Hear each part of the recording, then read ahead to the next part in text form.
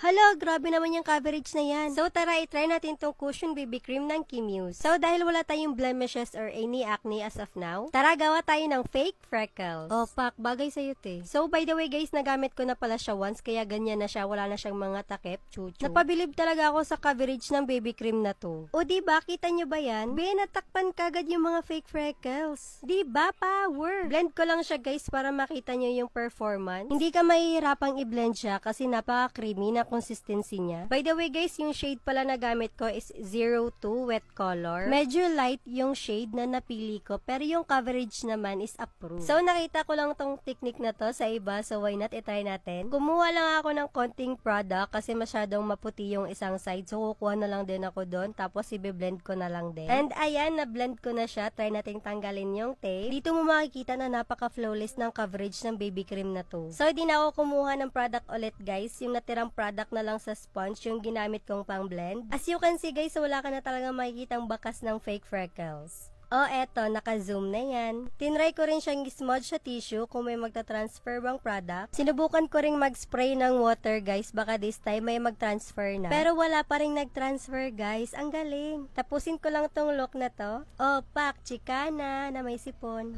Charis! Very lightweight and long-lasting ito guys, kaya get yours now. Bye!